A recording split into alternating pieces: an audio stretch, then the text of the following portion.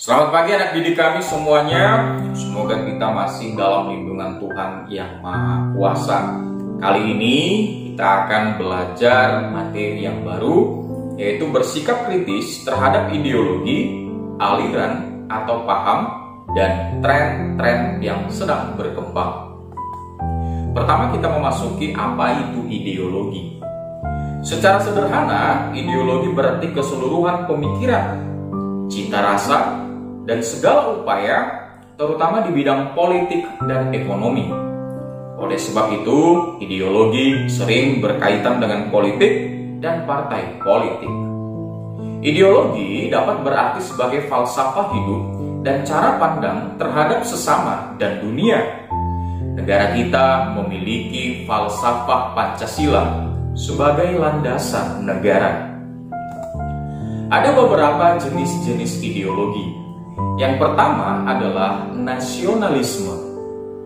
Nasionalisme dapat disebut semacam etnosentrisme atau pandangan yang berpusat pada bangsa sendiri. Nasionalisme sendiri dibagi menjadi dua bagian. Yang pertama, nasionalisme negatif. Nasionalisme negatif adalah nasionalisme yang mengagung-agungkan bangsa sendiri dan meremehkan atau menghina bangsa lain. Sedangkan nasionalisme positif adalah nasionalisme yang mempertahankan kemerdekaan dan kedaulatan bangsa, sekaligus menghormati kemerdekaan dan kedaulatan bangsa-bangsa lain. Yang kedua adalah Marxisme. Marxisme adalah suatu kumpulan ajaran yang menjadi dasar sosialisme dan komunisme, di mana tujuan utama dari Marxisme menghapus kapitalisme yang dianggap menyengsarakan dan menjajah kaum proletar, yaitu kaum buruh dan rakyat-rakyat kecil. Ada unsur positif dari Marxisme, yaitu perjuangan mensejahterakan kaum buruh atau proletar. Sedangkan unsur negatifnya adalah ideologi ini menghalalkan segala cara karena tidak percaya kepada Tuhan. Yang ketiga adalah komunisme. Ini merupakan anak dari Marxisme. Komunisme mencita-citakan suatu sistem masyarakat di mana sarana-sarana produksi dilakukan berdasarkan asas bahwa setiap anggota masyarakat dapat memperoleh hasil sesuai dengan kebutuhan. Yang keempat adalah teokrasi. Teokrasi merupakan sebuah paham yang menghendaki agama menguasai masyarakat politis. Dalam hal ini, pemerintah dianggap melakukan kehendak ilahi. Negara adalah negara agama. Kelima ada neoliberalisme. Liberalisme adalah suatu paham dan gerakan yang memperjuangkan kebebasan dan penindasan apapun. Neoliberalisme adalah paham yang berkembang dewasa ini dalam hubungannya dengan globalisasi dan pasar bebas yang dikuasai oleh mereka yang kuat secara ekonomis dan politis. Ada unsur positif dan negatifnya. Unsur positif adalah liberalisme memperjuangkan kebebasan dan hak asasi manusia. Sedangkan unsur negatifnya, liberalisme, terutama neoliberalisme, dapat menguasai pasar karena terjadi persaingan yang tidak seimbang. Kita masuk ke macam-macam aliran dan sekte. Di Indonesia terdapat beberapa agama besar. Di samping itu terdapat juga banyak aliran kepercayaan dan sekte-sekte kecil.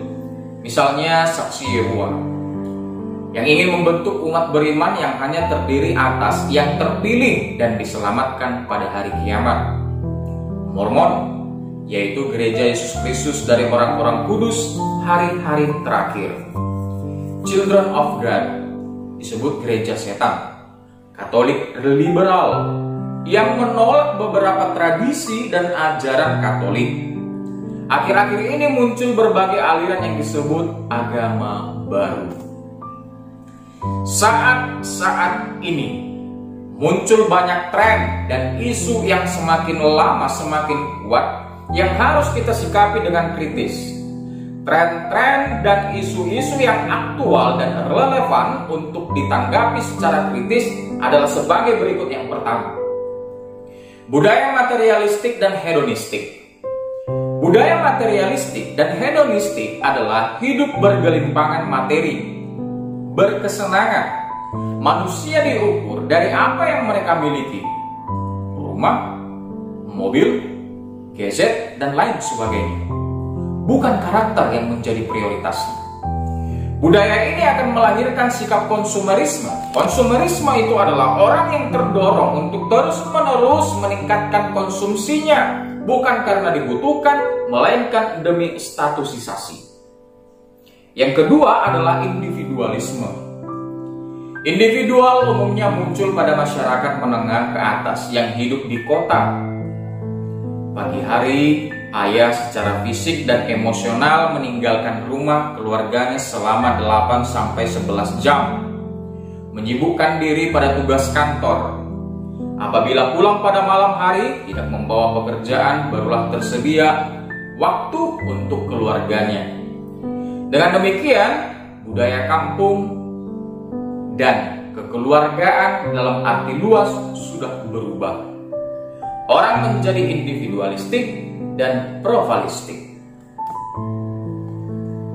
Yang ketiga adalah pluralisme. Pluralisme berarti bahwa orang dari berbagai suku, daerah, keyakinan, religius, dan politik bercampur baur di tempat manapun. Tidak ada masyarakat yang tertutup dan tradisional murni. Lingkungan sosial tidak menentukan lagi dalam hal agama, keyakinan, politik, atau kepercayaan. Masyarakat menentukan sendiri. Dengan begitu, agama menjadi urusan pribadi seseorang, bukan urusan pemerintah. Yang keempat, fundamentalisme. Gerakan fundamentalisme terjadi karena ada tekanan atau perasaan tidak puas terhadap kelompok tertentu, umumnya berkedok agama. Namun ada juga yang non-agama, contoh sukuisme, nasionalisme, dan lain sebagainya. Kelima, ada isu gender. Pembatasan kaum perempuan akan menjadi pembebasan umat manusia seluruhnya menuju masyarakat baru. Dengan paradigma sosial yang baru, menuju pola hubungan yang sederajat. Sebagai mitra, gerakannya akan merubah paradigma sosial lama dari sistem partikal menuju masyarakat yang baru yang lebih egalitarian. Yang keenam, ada isu demokrasi, otonomi, dan hak asasi. Alam demokratis semakin dibutuhkan pada masa sekarang ini, bukan saja sebagai sikap politik, tetapi sebagai sikap budaya. Sikap demokratis dibutuhkan terutama karena munculnya kekuatan-kekuatan baru yang dibawa globalisasi yang menimbulkan berbagai perubahan yang akan menjadi produktif jika ditanggapi secara demokratis, semakin kuat di masa milenium ini. Yang ketujuh, ada isu lingkungan hidup. Lingkungan hidup sangat erat hubungannya dengan mutu dan kelangsungan hidup manusia. Sikap acuh tak acuh kepada lingkungan merupakan tindakan konyol dan bunuh diri. Budaya modern mulai sedikit digeser, dan budaya pasca modern yang lebih sosial dan akrab dengan alam. Nah, anak didik kami, Yesus kritis terhadap tawaran-tawaran duniawi. Sesudah Yesus berpuasa selama 40 hari di padang gurun, iblis menawarkan kepada Yesus hal-hal yang menggiurkan. Pertama, roti, rezeki, jaminan sosial ekonomi. Kedua, kedudukan dan kekuasaan. Ketiga, kesenangan dan kenikmatan. Godaan-godaan iblis bertujuan agar Yesus meninggalkan pilihan atau opsi mewartakan kerajaan Allah dan menyibukkan diri dengan jaminan sosial, ekonomi, kekuasaan, dan kesenangan. Yesus menolaknya bukan karena hal itu jelek, tetapi karena ada hal yang lebih pokok, yaitu apa? Kerajaan Allah. Yesus kritis terhadap berbagai ideologi dan aliran pada zamannya. Pertama, Farisi.